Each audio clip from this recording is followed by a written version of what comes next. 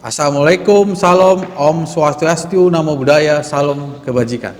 Saya Dr. Niskato Jenerato, Eskom Mkom, dosen pengampu mata kuliah keamanan server dan jaringan di program studi S1 Teknologi Informasi, Fakultas Ilmu Komputer dan Teknologi Informasi, Universitas Sumatera Utara. Video saya kali ini merupakan pernyataan diri dosen dalam unjuk kerja Tridharma Perguruan Tinggi yang disingkat PDD UKT PT.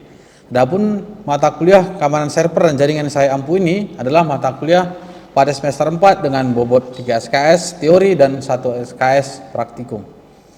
Mata kuliah ini membahas fondasi keamanan server dan jaringan melalui topik seperti pengenalan server, VirtualBox, perintah dasar Linux, dan hardware server. Mahasiswa akan mempelajari konsep web server, Apache II, manajemen paket, virtual host, serta aspek keamanan dan pencegahan ancaman pada server dan jaringan.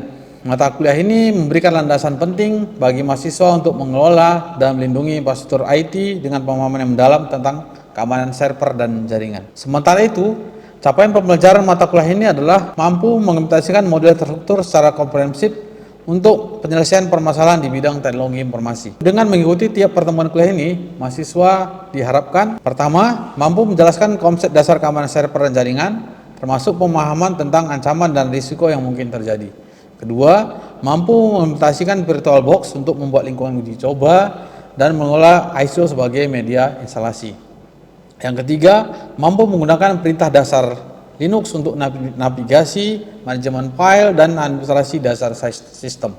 Yang keempat, mampu menjelaskan komponen-komponen utama dalam server hardware dan memilih hardware yang sesuai untuk keamanan server.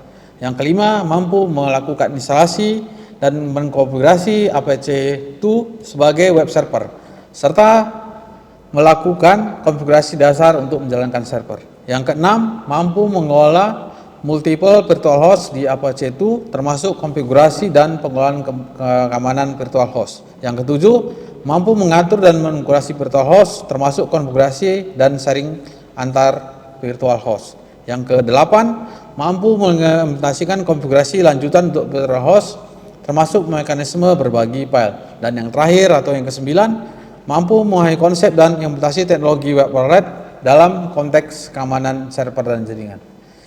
Lebih lanjut, sistem penilaian yang saya gunakan untuk mata kuliah ini adalah 10% untuk hasil diskusi berupa presentasi, 10% untuk kuis, 40% untuk tugas besar, 20% untuk UTS, dan 20% untuk UAS.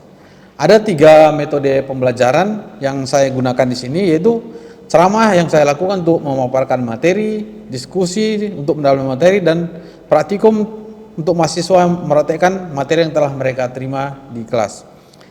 Mahasiswa juga akan ditempa dalam meningkatkan soft skill mereka, yaitu kemampuan bekerja dalam tim untuk membuat suatu proyek tugas besar. Baiklah, berikut ini video pembelajaran mata kuliah keamanan server dilakukan dalam kelas pada pertemuan ketiga. Selamat sore. Oke, selamat sore ya. Jadi masih tetap semangat ya, walaupun ini sudah di jam ngantuk ya, dan sudah capek. Mungkin ada yang belum makan siang? Udah makan semua ya? Oke, jadi sebelum pertemuan kita mulai, saya kepada Anhar ya untuk memimpin doa sebelum kita mulai perkuliahan. Teman-teman sekalian, sebelum kita mulai pelajaran pada hari ini, marilah kita berdoa ajaran dan kepercayaan kita masing-masing. Berdoa dimulai. Berdoa selesai. Oke, terima kasih Anhar. Oke, jadi di mata kuliah kita hari ini kita belajar tentang VirtualBox, ISO, dan server, yang dimana bagian dari keamanan server dan jaringan ya. Oke, nah, jadi capaian pembelajaran kita hari ini adalah kita akan implementasikan VirtualBox. Pernah dengar VirtualBox ya? VMware dan sebagainya ya. Nah, jadi ini kita buat untuk melakukan uji coba dan mengelola ISO. ISO tahu kan? File instalasi ya untuk Windows, Linux, dan sebagainya. Oke, jadi materi yang kita minggu lalu adalah kita sudah mengenal apa itu server dan jaringan. Oke, ya. Jadi pokok pembelajaran kita hari ini yang pertama itu adalah di bagian pertama di VirtualBox ISO kita akan mengenal apa itu virtualisasi ya. Terus itu kita lakukan instalasi sama konfigurasi di VirtualBox. Terus apa kita pahami apa itu file ISO, terus itu penggunaan praktis dari VirtualBox. Terus yang kedua nanti kita akan mempelajari komponen utama pada server, arsitektur server, terus sistem penyimpanan sama pertimbangan pendinginannya. Ini penting ya, karena kan kalau laptop kalian panas terasa lambat nggak? Terasa. Lambat ya. Jadi di server juga seperti itu ya, makanya itu perlu pendinginan ya. Makanya saya masukkan ke topik utamanya di sini. Oke, kita mulai ya. Jadi apa itu virtualisasi ya? Jadi virtualisasi itu adalah suatu teknologi ya yang kita memungkinkan pembuatan versi virtual dari suatu seperti sistem operasi. Nah, yang pernah kalian lakukan itu tadi ya, install Linux ya. Nah, Linux tapi dipakai Windows tapi kalian install Linux ya. Jadi kita bisa jalankan istilahnya bisa jalankan dua sistem operasi bersamaan, benar ya? Kalau kita pakai virtualisasi tadi. Terus virtualisasi ini memungkinkan satu perangkat fisik ya yang menjalankan beberapa lingkungan virtual secara bersamaan itu ya. Nah, inilah makanya kita perlu virtualisasi. Kalau tadi kita nggak ada virtualisasi kan terpaksa satu device itu satu sistem operasi, benar ya? Nah, gitu. Makanya kalau semenjak ada virtualisasi ini kita semakin terbantu. Terus keuntungan virtualisasi sudah pasti ya, ada efisiensi sumber daya ya. Terus ada penghematan biaya sudah pasti ya. Terus ada sifatnya isolasi. Jadi isolasi ini maksudnya adalah misalnya kalau ada bermasalah di satu sistem tidak akan mempengaruhi sistem yang lainnya. Gitu ya. Terus ada dia lebih fleksibel ya pasti ya. Gampang kita kembangkan. Terus di sini yang kita bahas adalah VirtualBox ya. Jadi VirtualBox itu produk dari Oracle. Ada sering dengar kata Oracle kan? Oracle apa aja produknya selain VirtualBox ini? Ada database ya, kan ada di lantai 2 kan? VirtualBox Oracle kan? Ada lagi dia database, benar ya? Dan ada lagi dia cloud ya, dan sebagainya. Jadi yang kita bahas ini adalah yang VirtualBox-nya. Terus cara kerja VirtualBox ini pertama adalah kita lakukan instalasi ya. Jadi kalian download nanti VirtualBox-nya. Terus kita buat virtual mesinnya ya, atau disebut dengan kata PM ya, nanti sering dengar PM ya. Terus kita lakukan instalasi operating systemnya di dalam ya. Terus ada operasi-operasi yang ada pada virtual mesinnya, kita bisa menjalankan, mengelola sistem operasi secara virtual, secara independen. Jadi misalnya kalau misalnya kita buat ya, misalnya di Windows-nya itu ya, atau di host-nya itu kita buat misalnya jam 7 ya. Bisa di virtual mesinnya kita buat misalnya jam 9. Jadi kita ubah di virtual mesin nggak ngaruh ke induknya, begitu sebaliknya. Nah, itulah dia ya. Makanya dia sifatnya itulah terisolasi ya. Jadi dia nggak berpengaruh ke induknya. Tapi kalau induknya rusak ya rusak semua. Itu juga kelemahannya ya. Oke. Ini adalah cara instalasinya ya. Jadi nanti ada beberapa tahap ya. Ini kalau kalian buat nanti ada namanya extension pack ini. Jadi extension pack ini adalah fitur tambahan seperti nanti remote desktop. Tahu apa remote desktop? Pernah pakai aplikasi TeamViewer untuk remote? Nah, jadi seperti itu ya. Jadi ini aplikasi bawaannya ya. Terus kita lakukan verifikasi instalasi ya. Jadi kita pastikan tidak ada error, nanti kita pasti jalankan ya. Terus ini persyaratan sistem dari VirtualBox ya. Jadi prosesornya itu x86 dengan fitur virtualisasi. Ini paham ya apa x86, ada x64 dan sebagainya. Terus itu RAM minimal itu 2 GB ya, tapi kalau sekarang kayaknya 2 GB udah berat ya, minimal 4 ya. Kalau bisa ya rekomendasi itu 8 GB atau lebih. Terus itu penyimpanannya 10 GB itu yang minimum ya, kalau bisa 50 GB SSD dan sebagainya. Terus operating system host-nya itu bisa pakai Windows 7, pakai Linux dan sebagainya. Yang direkomendasi itu sekarang adalah pakai Windows 10 atau 11 ya, macOS 12, Ubuntu 22.04. Terus ada fitur khusus ya, ada BIOS WIP dengan virtualisasi ya, ini AMD virtualisasi dan nested pegging. Jadi inilah fitur-fitur yang ada pada prosesor gitu ya. Ini kalau BIOS WIP ini adalah motherboardnya ya, kalau ini adalah untuk yang prosesor ya. Terus apa itu ISO ya, jadi ISO itu adalah format arsip yang berisi salinan persis dari sistem file ya. Jadi berdasarkan standar ISO sekian-sekian ya, biasanya digunakan untuk distribusi operating system dalam software. Biasanya kalau kalian download Windows itu .iso ya, atau download Linux .iso banyakan ya, rata-rata ya, dan sebagainya. Oke, jadi kalau untuk dapatkan repository ISO itu bisa dari sini. Pernah download dari sini, kambing.ui. Kemarin juga di situs di web USU juga ada, tapi sekarang mungkin nggak aktif lagi ya. Kalau download Ubuntu dari sini ya, Windows dan sebagainya. Dan untuk linknya terus ada mirrornya. Terus kalau pernah dengar kata checksum ya, checksum atau ND5, pernah? Nah, jadi ini untuk mempresentasikan bahwa file yang kita download itu benar-benar file ini ya, nggak salah download gitulah fungsinya ya. Terus ini membuat mesin virtual di VirtualBox ya. Pertama kita klik new dan sebagainya ya. Jadi nanti bisa kalian praktekkan langsung di aplikasinya ya. Terus bisa kita tentukan nama dan operating sistemnya. Terus kita buat alokasi RAM-nya ya. Terus itu membuat virtual disk-nya. Terus ini menginstal file dari ISO ya. Jadi ini sudah teknisnya. Nah, terus ini pengaturan jaringannya. Ini juga penting ya. Kenapa ini penting? Kalau kita nggak setting ini, maka nggak terkoneksi ke apa kita kan, virtual machine kita, benar ya? Nah, jadi untuk pengaturan jaringan itu ada beberapa ya. Yang pertama itu ada settingan namanya NAT ya. Jadi NAT ini fungsinya bisa mengakses jaringan eksternal, tapi tidak dapat diakses dari luar. Anda sebagai defaultnya ya. Terus ada bridge adaptor, terus ini dapat alamat IP di jaringan yang sama dengan host. Nah, jadi setara dia ya. Berarti dia bisa saling ngeping ya. Tapi kalau internal network, komunikasi hanya antar PM pada jaringan internal yang sama. Terus ada host only adaptor, komunikasi antar PM dan host tanpa akses jaringan eksternal gitu ya. Terus ada NAT network, jadi mirip NAT tapi mungkin komunikasi antar virtual machine. Yang biasa yang defaultnya adalah ini ya. Jadi virtual machine itu dapat mengakses jaringan eksternal tapi tidak dapat diakses dari luar. Nah, ini suara defaultnya. Jadi kalau mau diakses bisa dari luar, bisa digunakan pakai bridge adapter ini ya, biar sama dia IP-nya sama hostnya. Terus ini yang tambahan-tambahannya ya.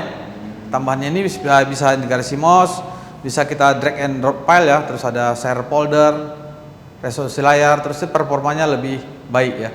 Ini untuk tambahannya. Misalnya untuk PGA, biasanya kan kalau kita install di VirtualBox itu layarnya nggak sesuai sama induknya, bener kan? Kenapa? Karena belum kita install ininya. Maka kita bisa tambah ini supaya dapat dia driver grafisnya. Oke, terus ada namanya snapshot ya. Kalau kalian bayangkan snapshot itu seperti apa? Kalau di handphone itu kayak ada screenshot, bener ya? Nah, tapi kalau di sistem snapshot itu seperti apa dia? Iya, sebagai copy atau dia membuat cadangan ya. Jadi di VirtualBox itu kita bisa buat jenisnya ada 4 ya, ada namanya current state ya. Jadi kita bisa membuat kondisi PM saat ini, terus ada offline snapshot diambil ketika virtual machine-nya mati. Jadi kalau dia virtual machine-nya belum mati, kita nggak bisa melakukan snapshot ya. Terus ada lab snapshot itu diambil ketika virtual machine berjalan. Terus ada linked clone, virtual machine baru itu berdasarkan snapshot. Nah, jadi misalnya kalau kita linked clone ini ya, misalnya seperti ini ya, misalnya di komputer yang ini misalnya sudah kita install ya, Ubuntu server sekian-sekian. Terus mau kita jalankan ya, kita ambil aja nih. Nah, jadi kita buat bisa virtual machine baru tanpa kita ngulang dari awal. Biasanya kalian kalau nginstal di virtual machine dari awal semua ya. Next. Apakah kalian nggak pernah ambil snapshotnya? Belum pernah ya? Nanti bisa kalian pelajari ya. Jadi kalau sudah ada snapshotnya, misalnya ada yang rusak, tinggal kita restore, gitu ya. Jadi pernah dengar Windows Restore, pernah dengar ya? Nah, jadi misalnya ada error di tanggal sekian, mau kita balik ke tanggal sebelumnya. Nah, itu juga hampir sama ya kayak snapshot ya. Ini penggunaan praktis dari VirtualBox ini bisa untuk lab ya, bisa untuk dev lingkungan dev ya, terus ada server untuk fungsi keamanan, untuk backup dan sebagainya. Terus ada khusus penggunaan VirtualBox di industri ya untuk pengembangan software pasti ya, pendidikan IT, analisis keamanan dan sebagainya. Kenapa ini sangat penting? Karena kalau kita langsung install di sistem yang asli kan, kalau misalnya rusak kan harus kita ulang dari awal ya. Sini ada yang pernah install ulang Windows atau laptop? Udah pernah ya? Samuel udah pernah ya? Ribet kan kalau dari awal kan. Tapi kalau ada snapshotnya kan, kalau rusak tinggal kita ambil kopiannya, tinggal copy langsung jadi gitu ya. Oke, terus ada pesan kesalahannya. Nanti ada misalnya pesan kesalahan, ada misalnya PTX AMD tidak temukan. Jadi kita harus mengaktifkannya di BIOS ya. Pernah masuk BIOS di laptop atau komputernya?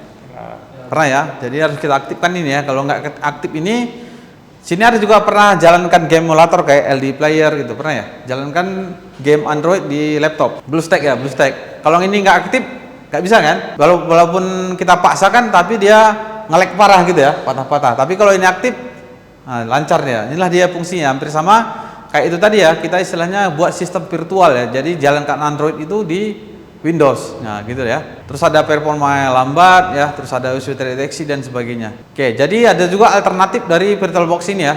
Jadi ada namanya VMware, udah pernah dengar ya? VMware ini dia ada lisensi gratis, tapi dia banyaknya yang komersil ya. Terus ada VMware Fusion itu di macOS ya. Ini komersil. Terus ada Hyper-V itu produk dari Windows ya. Ini gratis dengan Windows ya. Terus ada KPM. KPM pernah dengar? Ini dia dari Linux ya, open source. Jadi performa mendekati natif bagian dari kernel. Terus ada Parallel Desktop untuk macOS ya, ini sifat juga komersil.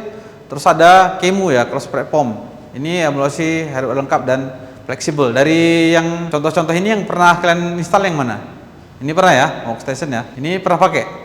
Ini biasanya di Windows Server ya. Oke, di sini ada juga pernah jalankan apa?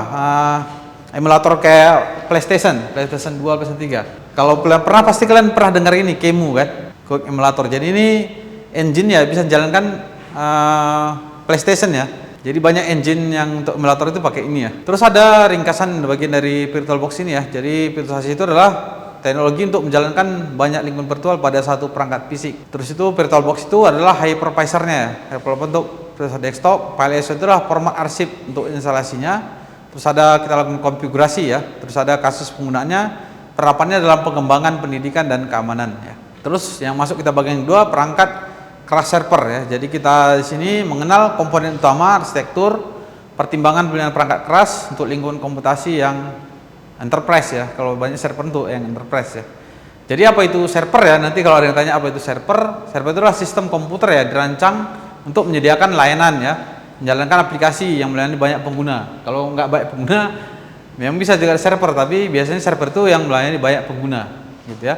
Terus itu menyimpan dan mengelola data dalam jumlah besar. Terus itu dia beroperasi secara kontinu dengan keandalan yang tinggi. Terus itu menawarkan performa dan keamanan yang optimal. Jadi bedanya sama komputer desktop adalah server dioptimalkan untuk stabilitas, keandalan dan operasi jangka panjang. Makanya server itu jarang mati, bener ya? Nah, kalau komputer kalian di rumah pernah nggak hidup selama sebulan? Nggak pernah ya, atau laptop? Jarang ya? Nah itulah dia ya, itulah bedanya ya kalau soal penggunaannya. Ya, makanya server itu ada kata, kalau nanti kata kuncinya adalah penggunaan jangka panjang, operasi jangka panjang itulah dari fungsi server, gitu ya. Jadi jenis server itu ada namanya tower server ya. Jadi ini mirip dengan PC desktop yang kalian gunakan yang kayak di lantai 2 ya. Itu dia PC server, cocok untuk bisnis yang kecil. Terus ada rack server yang ada nanti contohnya seperti ini rack server ya. Terus ada nanti blade server. Jadi dipasang di case, jadi hampir-hampir mirip itu dia kayak rack sama blade server ini. Oke, terus ada komponen utamanya itu udah namanya prosesor ya. Jadi karakteristik prosesor server itu dia multi core dari 8 sampai 128 core untuk dia sifatnya paralel ya. Tapi kalau di laptop kalian tuh paling banyak berapa core dia? Paling 16 ya atau 8 gitu ya. Nah, jadi kalau server itu dia lebih banyak core-nya gitu ya. Jadi core itu ibaratnya di dalam satu ini dia banyak orangnya di dalam gitu ya. Jadi kalau misalnya kalau yang desktop itu paling dia sampai 4 atau 8 atau 16 ya, atau yang 32 dan sebagainya. Tapi kalau dia ada core itu pasti dia paling sedikit itu 8 gitu ya. Terus dia multi socket. Jadi dalam satu motherboard itu bisa sampai 28 CPU ya. Kalau bisa sini ada yang pernah rakit komputer gitu, ada. Jadi biasanya kalau dia server itu bisa lebih dari satu ya prosesor yang kita taruh. Terus itu cache-nya ya, cache-nya itu biasanya lebih besar ya. Biasanya kalau desktop itu cache itu paling 512 kilobyte atau 4 MB, ini bisa sampai 128 ya. Terus dia punya instruksi khusus ya, ada fungsi untuk enkripsi, komputasi dan komputasi vektor ya. Terus dia SSC support, SSC support ini untuk deteksi dan koreksi kesalahan dari memori. Terus itu TDP-nya tinggi, 100 sampai 400 watt per CPU.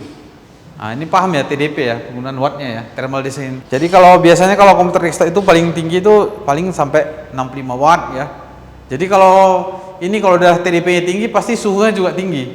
Nah, itu makanya server itu butuh pendinginan yang optimal ya. Terus ada server memori ya. Jadi dia beda kayak server desktop ya. Jadi fitur-fiturnya itu udah namanya SSC memory. Jadi fungsinya adalah untuk error correcting code. Jadi dia mendeteksi dan memperbaiki kesalahan bit untuk mencegah korupsi data dan crash system. Itulah makanya server itu walaupun dihidup dia terus-menerus jarang bermasalah, benar ya. Kalau laptop kita hidup aja 12 jam udah sering agak hang kan. Nah, kenapa? Mungkin karena dia fitur SSC-nya ini nggak ada mungkin ya. Terus ada kapasitasnya lebih tinggi. Jadi kalau di RAM laptop kalian itu paling tinggi berapa kira-kira RAM yang bisa dipasang? Ada 32, kalau yang DDR5 bisa sampai 128 ya. Nah, kalau di server itu bisa kapasitasnya itu 1 sampai 12 tera RAM. Nah, jadi bisa slotnya banyak ya. 24 sampai 40 slot per server. Kalau di laptop paling itu slotnya cuma 2 kan, di komputer paling 4 slotnya. Kalau di sini bisa sampai 24 sampai 48. Terus dia punya registry dan buffering ya. Jadi untuk pada kapasitas tinggi dan multi channel. Terus itu performanya DDR4 hingga DDR5 5600. Bandwidthnya mencapai 230 GB per second gitu ya. Kalau di laptop di sini mungkin masih ada yang pakai DDR3 ya. Oke, terus ada komponen utama server lagi adalah di storage-nya atau penyimpanannya. Yang pertama itu hard disk ya, terus ada SSD, terus ada lagi pengembangnya NVMe dan U2 ya. Jadi penyimpanan flash ini dia latensinya rendah. Itulah makanya kalau pakai SSD itu lebih cepat. Pakai NVMe ya. SSD sudah cepat, apalagi pakai NVMe. Di sini laptopnya sudah ada yang pakai NVMe? Ada ya. Dia NVMe bentuknya dia bentuk pakai chip ya, nggak pakai apa lagi ya. Bentuk chip ya kayak bentuk RAM juga dia, macam dipasang ke kayak RAM ya. Terus dia ada network storage. Network storage ini pernah dengar?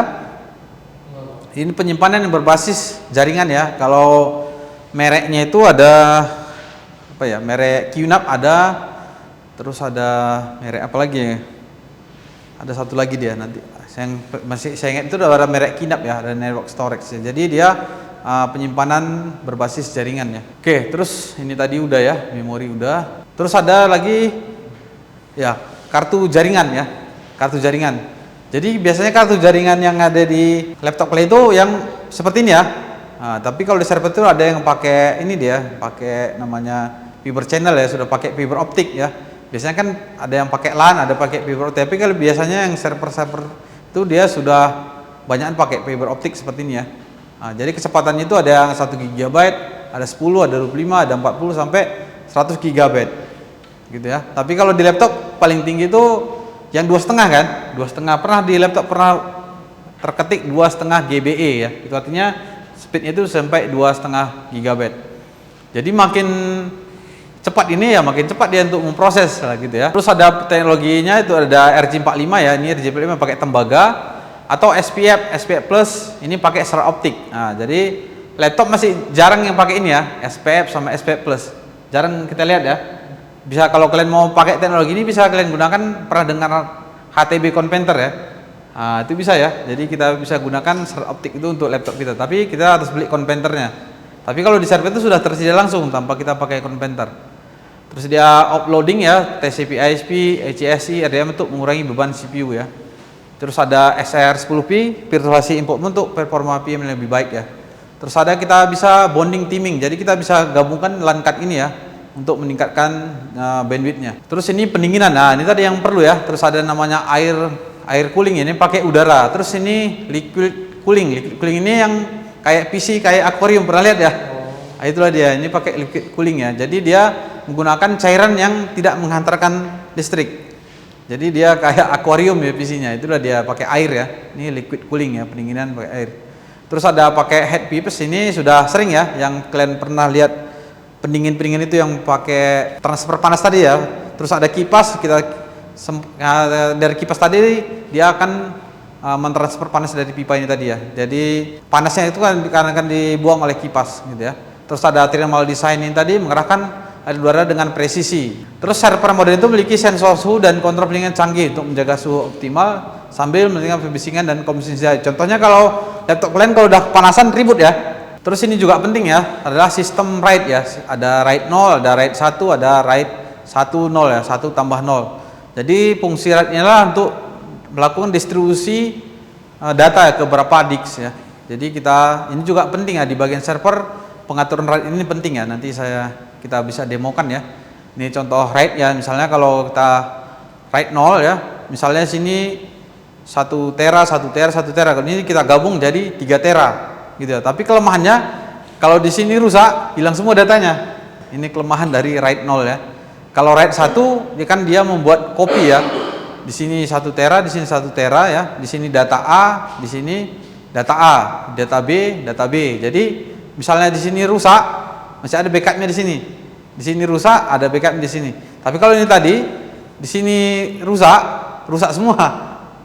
Gitu ya. Nggak ada backupnya. Itulah dia ya. Nah, dan seterusnya ya, ada RAID 5 di sini misalnya data utama, ada backup, data utama, backup, data utama, backup dan sebagainya. Jadi makin tinggi tipe write-nya itu akses datanya itu akan agak semakin lambat, tapi dia makin aman. Terus ini adalah manajemen server jarak jauh ya, untuk kontrol remote-nya ya. Ada namanya IPMI, ada IDREX, ada ILO dari HP Enterprise ya, atau APE, ada IMM dari Lenovo, ada CMC, ada Cisco. Jadi setiap vendor itu namanya beda-beda, tapi fungsinya sama ya. Untuk kita lakukan server jarak jauh ya, manajemen server. Misalnya server kita mati ya, nah, bisa server mati atau offline, tapi karena masih terkoneksi dengan ini tadi ya, Intelligent Platform Management Interface tadi, kita masih bisa kontrol ya, atau remote. Terus untuk pertimbangan milih server itu apa aja? Yang pertama adalah kita perhatikan garansinya atau dukungannya.